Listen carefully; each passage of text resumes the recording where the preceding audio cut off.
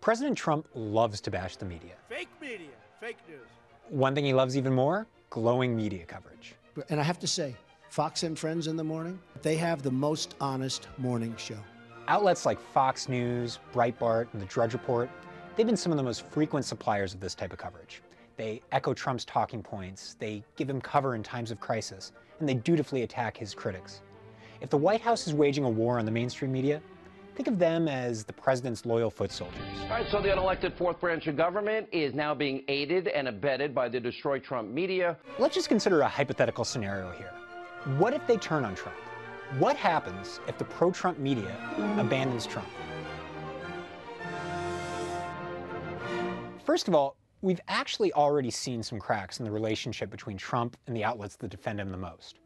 Trump drew pushback from many on the right for his treatment of his own Attorney General, Jeff Sessions. Why is Sessions, of all people, being picked out? The guy was with you from the very beginning, and he makes one big mistake. I hear you. Do you really dump him? And if you do, what signal do you send to everybody else on the team? You know, in Jeff Sessions, we might have the key to understanding what a conservative media revolt against Trump would look like in real life.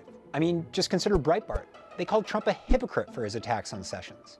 You know, when he was in the Senate, then Senator Jeff Sessions was one of the really very first prominent political figures to very publicly advocate for Breitbart, to talk about how Breitbart was a go-to news source for him. And certainly the coverage that Breitbart bestowed upon Sessions was fawning. So in Jeff Sessions, you have one of Breitbart's sacred cows, a hero who appears to embody the principles they care about the most. And in a fight between Trump and Sessions, Breitbart might just be inclined to side with the Attorney General. They would declare all-out war on behalf of Sessions. And I think that you would see a really hard push of content looking at the failures of the Trump administration on policy issues. They would be running stories that would say, where's the border wall? How many days has it been since this promise was made and hasn't been kept? Of course, there's another person who could cause Breitbart to turn on Trump, Steve Bannon. Well, I think there's no question that if Trump were to divorce himself from Steve Bannon and Steve were to leave the White House, then I really think it's open season against him, as far as Breitbart's concerned. And you have to believe that if he were to leave the White House, he would resume a very prominent role with the Breitbart, media world. That he doesn't do anything, half-heartedly. He does it bombastically, much like the president, deliberately and full force. And I think that's exactly what you would see from Breitbart if they were to turn on Trump. Another place you might want to look?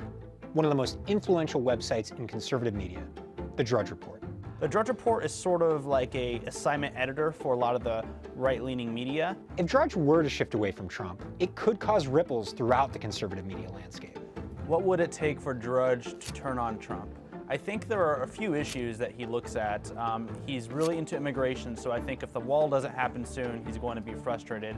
But Drudge has also been a big opponent of Obamacare, and so if that's not overturned, that's probably going to raise a red flag. I think the issue that could break the camel's back in this case is if taxes are not done. So look, Drudge and Breitbart, they obviously reach millions of people. But ultimately, what still moves the dial the most? Television. And in the conservative media universe, no star burns brighter than Fox News. All right, they destroy Trump media, the Democrats, they are so over the moon. This is Robert Leonard. He's an Iowa radio director who wrote an op-ed in the New York Times saying that only Fox News has the power to end Trump's presidency. One of the things that a lot of media outlets don't get is that for my conservative friends here in rural Iowa, they think Trump is doing a great job. Fox News broadcasts an alternative reality. They focus on Trump's accomplishments and downplay his failures.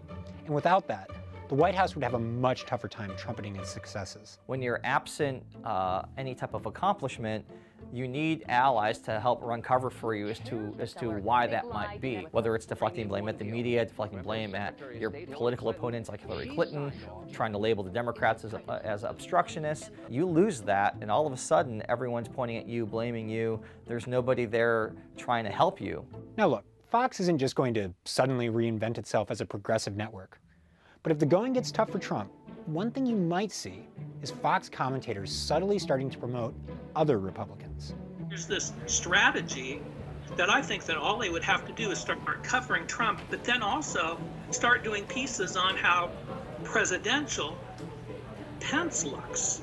Look at this good guy, presidential, good Christian, has your values, and and put him up against what Trump is doing. At some point, you got to have a platform to be able to communicate with the people, and if he loses all of that, he'll be talking just to himself. At the twilight of his presidency, Lyndon Johnson was said to have remarked that if he lost Walter Cronkite, he lost Middle America.